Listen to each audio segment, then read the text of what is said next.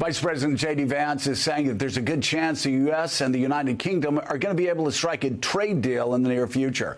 The U.K. was included in President Trump's across-the-board 10% tariffs last week. The special relationship between the two countries has come under increased scrutiny in the first few months of the second Trump administration after the president's tough comments about Ukraine and the economic volatility caused by the tariffs. I will say, though, he does have right now a positive relationship with Keir Starmer, according to the U.S. president, and also with Prime Minister Starmer. I sat down yesterday with London Mayor Sadiq Khan to discuss the city's relationship with the United States, as well as opportunities that could lie ahead for Europe in this new political era. And, of course, we had to talk about Liverpool. Mr. Mayor, it's great to see you again.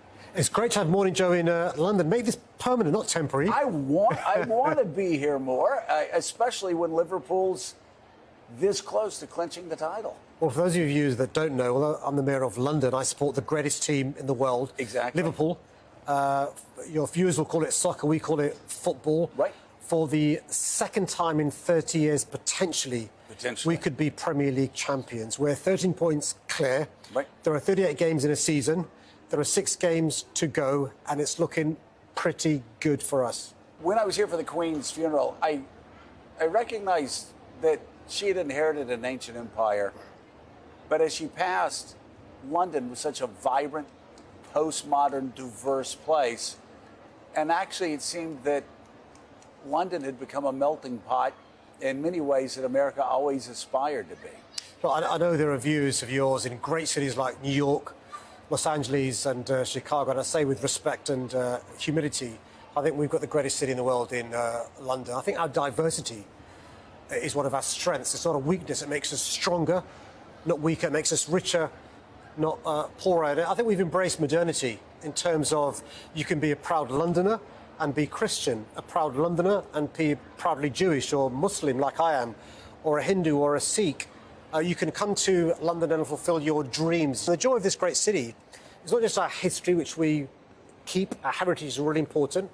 We're moving forward as well. And I think it's really important, particularly at a time when you've got this sort of protectionism, this sort of nativism, where this sort of fear, people putting up walls, that we carry on putting up bridges. It's so important. It's who we are. With the United States currently cutting funding for R&D, cutting funding for NIH, closing the doors to a lot of graduate students, what are the opportunities for London and the rest of Europe? I think London is a place to come if you want stability, if you want calm, if you want certainty. Last year, 2 big elections in our city, in our country. My election, big mandate for me for another 4 years. We had a new government elected last July with a huge mandate. We are the #1 city in the world for foreign direct investment. We have more international students than any city in the world, so a pipeline of talent in relation to recruitment, retention and progression. But also we've got a stable democracy. We respect the separation of powers, the legislature, the executive, the judiciary. We have the rule of law. Talk about Keir Starmer and how he's handling the relationship with President Trump. I know you've had some tough words back and forth, President Trump and you. But right now, it seems Keir Starmer is developing a positive relationship with the president. I think it's important that our Prime Minister works really hard to stay close with the USA through the president. Why? Because we're best friends. We love America. We love American culture. We love American history. We love American politics. We even enjoy Hamilton. The point being, though, is, listen, we need America, and we hope America needs us in a fraternal, collegiate way. How much are tariffs impacting London? So far, not a lot, but I worry about the future. Tariffs lead to prices going up. They lead to inflation. They can lead to interest rates going up. They can lead to protectionism, which I think is bad for everyone. I'm hoping that Prime Minister Keir Starmer and President Trump embrace this special relationship, but also understand it's not just about the UK carving out a special deal. I think, a trade war between China and USA is bad for all of us.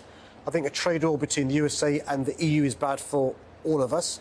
I think protectionism, nativism, unilateralism is bad for everyone. Listen, when the USA, embraces the world, I think the world benefits. Speaking of nativism, a lot of people looked at Brexit as a precursor to Donald Trump winning in 2016. Will Brexit ever be reversed?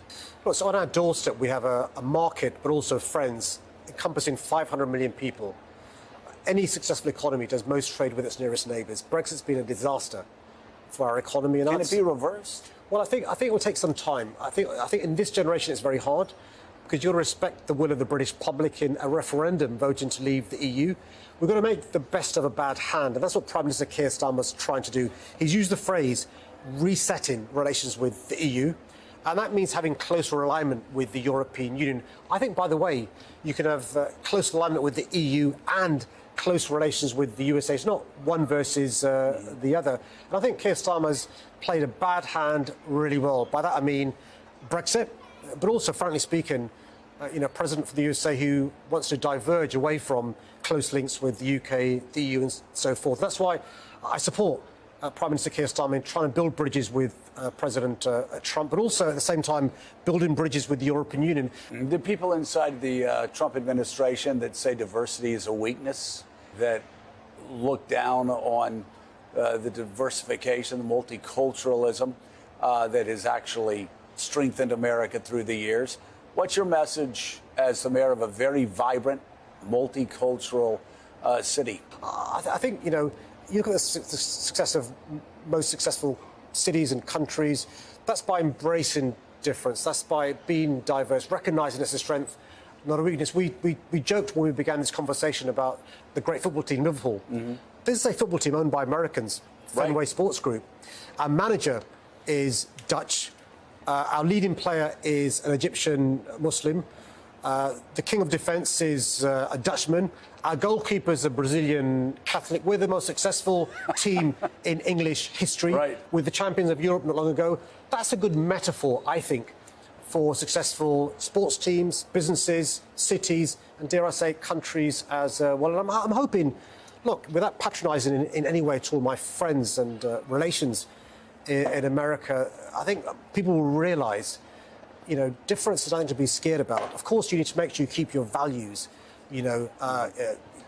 democracy, respecting others, the rule of law, but also recognise that actually, building bridges is the way to break down fear, prejudice, ignorance, but also to be successful in terms of the economy, culturally, socially, and morally as well.